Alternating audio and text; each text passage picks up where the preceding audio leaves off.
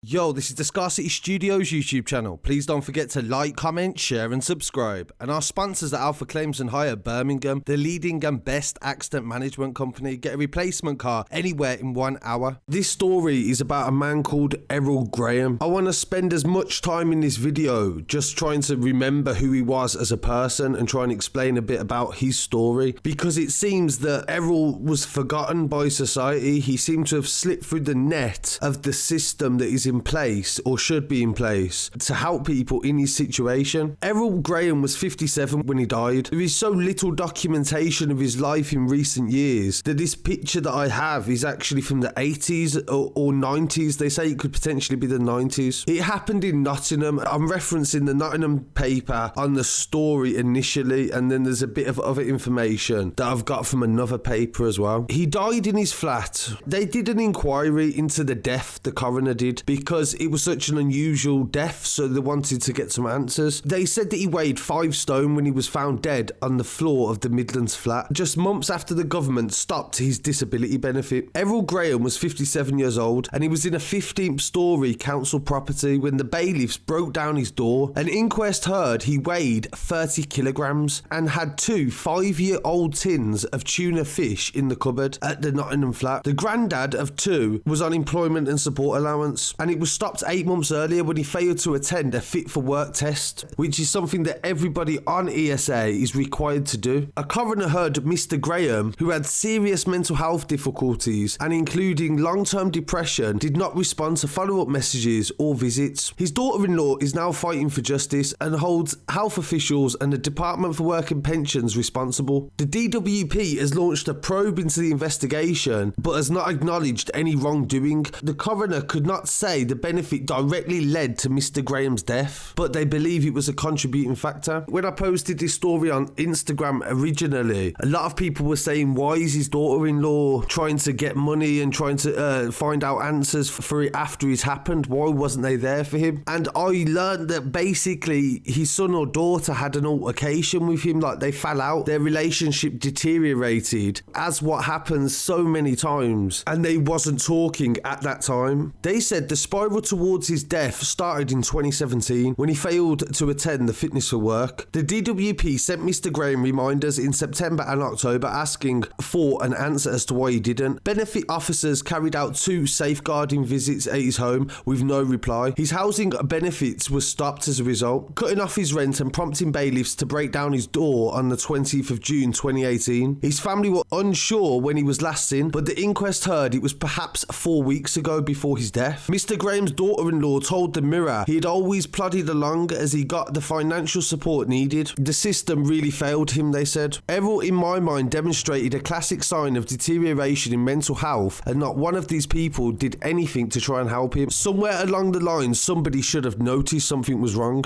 she said. They also accused the Department of Work and Pensions failing to heed warnings from coroners in 2 previous cases. She added, if they had done that, Errol would be ill, but I guarantee you he would still be here. The inquest said there was missed opportunities to help Mr. Graham, and in a written summary of the inquest findings, the assistant said, I could not say on the balance of probabilities that Errol CSA being stopped led directly to his death, but I do think the sudden loss of income and the threat of eviction that followed from it will have caused huge distress and worry and significant financial hardship. I do not believe Errol had any other source of money to buy food or any other provisions, nor to pay for utilities. So if that's what the coroner is determined, how on earth in 2020 in a first world country can you say it's adequate that you're leaving a person to not even be able to eat? Because we have to account for the fact that some people need support in society. We've determined mental health is real. There is real issues going on here, and it seems like they're just making excuses as to why they shouldn't help people. We also had Errol Graham's death reported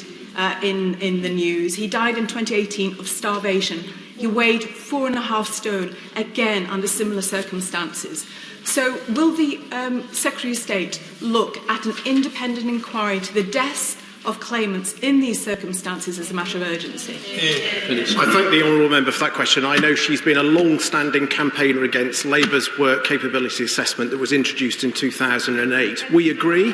That is why we commissioned 5 independent reviews and implemented over 100 recommendations. And from a little bit of research following this story, I found a website called Disability News Service, and this covered what the process is after somebody dies and it's connected to Department of Work and Pensions. The number of secret reviews, as they say, they call it secret reviews because you have to request the information through the government. They don't publicly publish the information that the Department of Work and Pensions do when looking into deaths that are connected to people that was on their benefit. Process called internal process reviews, IPRs. The investigation conducted into the death or serious and complex cases linked to the Department of Work and Pensions activities. They showed that from 2016 to 2018, panels carried out 50 IPRs, including 33 of them involving the death of a claimant, and it worked out to approximately one a month that there was investigating. They say these figures are approximate because of how secretive the Department of Work and Pensions is in regard to the inquiries that it does. So I wasn't aware of how secretive the Department of Work and Pensions is in relation to the effects that it's having on people when their benefits get stopped. Because in reality, when they stop the benefit, it stops the housing benefits. The housing benefits is what keeps you in your property. So if you now have no income to live on and then you lose the property you have, then you are homeless. So due to one interview that wasn't fulfilled, they are then saying to people that you could potentially lose everything you have. And in 2020, is this really what the message that we want to be sending to people? Of course, we need to help people to try and get back to work and get into training and employment. But at the same time, we do need to look out for the most vulnerable in our society. So I really want to hear what people have to say on this. Please don't forget to like, comment, share and subscribe, and follow us on Instagram and Twitter as well to get the stories firsthand as well. Thank you. Peace. And rest in peace to Errol Graham.